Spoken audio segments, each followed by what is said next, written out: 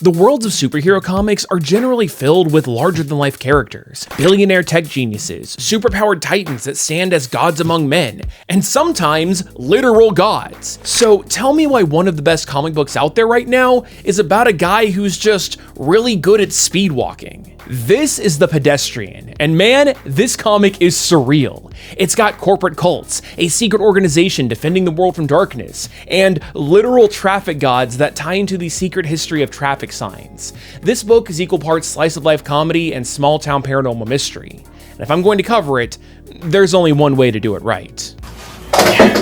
Oops. Hello and welcome to Comic Drake, where I talk about comic books. My name is Drake. Let's talk about it. But before we get too far into things, I want to give a quick thank you to the sponsor of today's video, Fabletics, who provided me with this outfit. Because yep, I'm in my 30s now, and the hypermetabolism of my youth has worn off, and I've been trying to get back into shape.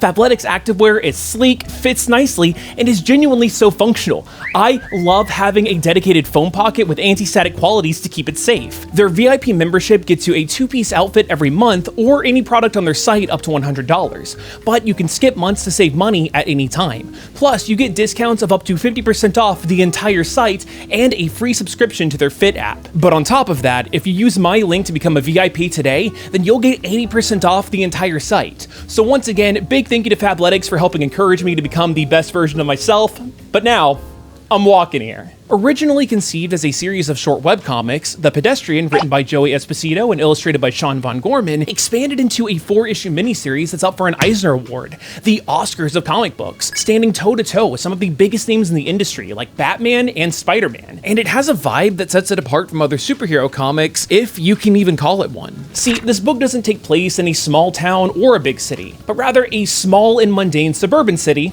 Summer City. It's an emotional sinkhole that's filled with strip malls of failing businesses, quiet streets, and people doing their best to get by. The entire place is painfully ordinary, but with an overwhelming sense of ennui, where residents feel trapped going through the motions of daily life. But despite its boring aesthetic, there's a sinister underbelly that's preying on its citizens' despair. Now, look, I get it. That is a premise that sounds boring and depressing as hell, but it makes it that much better when the titular hero brings light and hope to his community. The Pedestrian is a very weird guy. He doesn't have any actual powers, he doesn't speak, and we never learn about his secret identity or backstory. I mean, he might not even have one because in his downtime, the guy just watches TV in full costume, goggles and all. But what makes the Pedestrian unique is his strict moral compass, refusing to break the law even to stop a crime. He never throws a single punch, and instead, he allows bad guys to take each other out through perfectly timed dodges, which are a ton of fun to read because the dodges are accented with turn signals. I really love the visual identity of this comic, but even when he runs after a thief, the crosswalk flashes the "wait" sign, and he stops, letting the robber get away because he refuses to do something as insignificant as jaywalking, even though it's the middle of the night and there isn't a single car around to hit him. And on top of that, when he discovers that the thief has dropped his wallet, the Pedestrian tracks him down, returns it like a concerned citizen, and then just moves on with his day, making 0 attempts to bring him into the police. To the Pedestrian, the small acts of good are what matters most, and everyone, even criminals, deserves a little bit of help every now and again.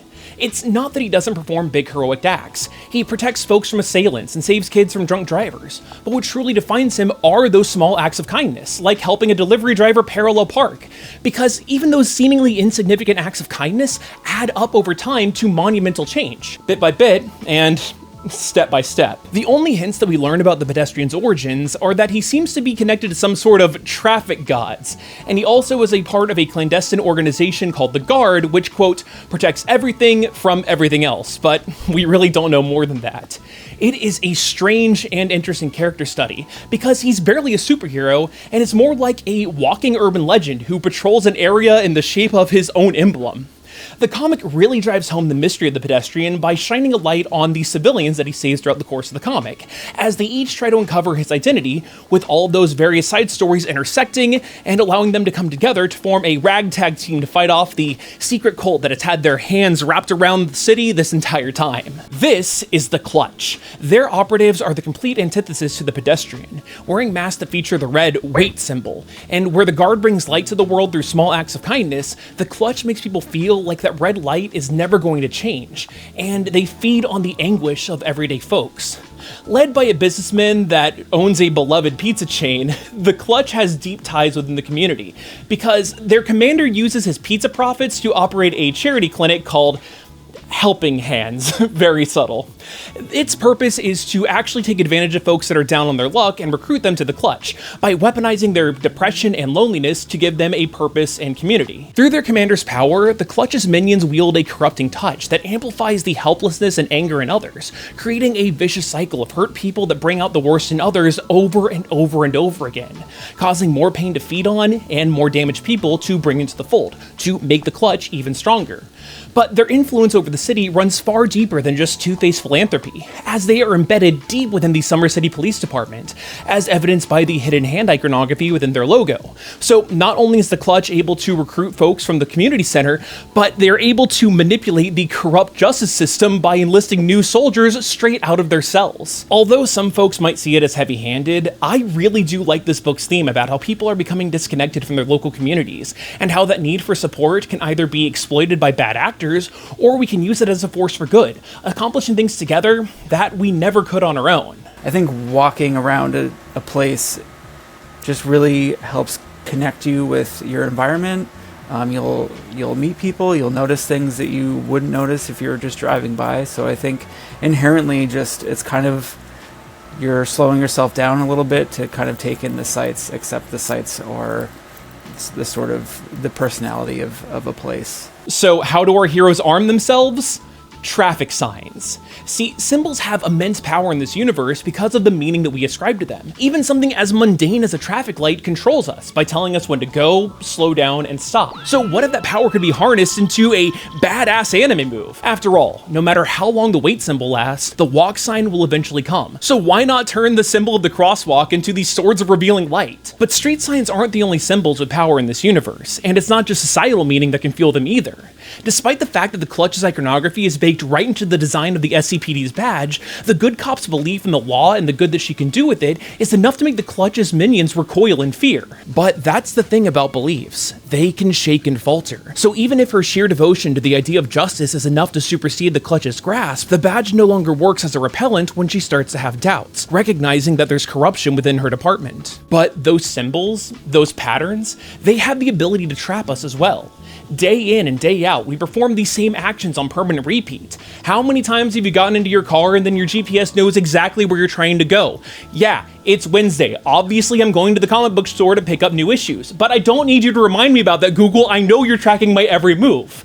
It is exactly that kind of monotony that helped inspire the soul-sucking nature of Summer City and how trapped its citizens feel within it. I also think a lot about like GPS tracking and like Fitbits when like you go on running journeys and you check your progress later. I think about, if you are a walker and like all the paths you take in a regular day, and if you look at everything from like week to week, it's probably you're kind of stuck in certain patterns and certain loops, and sometimes it's very hard to get out of those loops and literal patterns that you're kind of stuck into. Like I go left, I go right, I go this way, and then what happens if you turn left and you're supposed to turn right? At the end of the final fight, the Pedestrian's traffic guard ally lights up a flare to teleport them away to a safe place via a cosmic intersection. But the civilians notice the Pedestrian's alter ego is trapped inside of this dimension. The cop demands to know what's going on, but the guard assures her that it's all happening for the greater good. The greater good. Ironically, even though he's trapped, Sean Von Gorman mentioned to me in our interview that he sees the act of being a pedestrian as one of the ultimate expressions of freedom.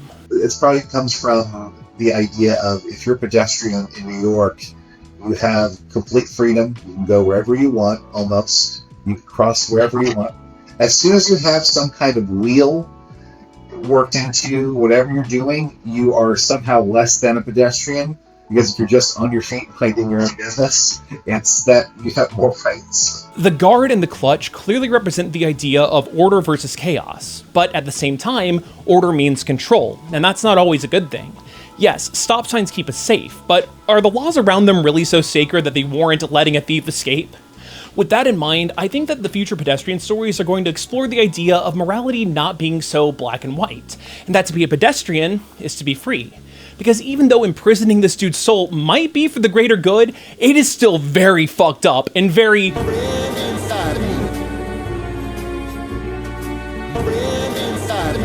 Despite this comic only being 4 short issues, there is a lot packed into them. But I'll be the first one to admit that the book might not be for everyone, as the majority of the plot is up to the reader's interpretation. I honestly didn't feel like I fully understood the book when I first read it, but it opened itself up more to me upon a reread. And I am sure that I'm going to take more away from it when I come back later, because I'm definitely going to read this again. I personally think that Sean Von Gorman's art in the comic really sells the off-kilter vibe that the series is going for, mixing the eerie and the ordinary, where every street seems familiar but dreamlike, with that uncanny touch where things feel just a little bit off. But I can totally understand that some folks might not vibe with his style, especially because his faces can be pretty interesting at times. But yeah, The Pedestrian is a comic that I liked fine enough the first time I read it, but something about it just burrowed into the back of my brain and I couldn't stop thinking about it. I want to know more about the lore. I want to know what would happen if the Pedestrian went to a different country where there's completely different road signs. Is the pizza guy the leader of the clutch altogether, or is he just one finger of a larger fist? I need to know more, and if this video encourages people to go give the book a shot so that I can get more of it, then hell yeah, I like that. It's also a good excuse to get this going, but look, I'll be real. I was not expecting this to go on for so long. Every time I messed up a line, I just had to keep going and going and going. Their purpose is... no. But the majority of the... This is commitment to the bit, and if you liked this, then please give me a like and a subscribe so I didn't just do all of this for my own health. Tell me that I did it for my own personal gain as well. But anyway, I hope you learned at least a little something new, and hopefully I'll see you next time.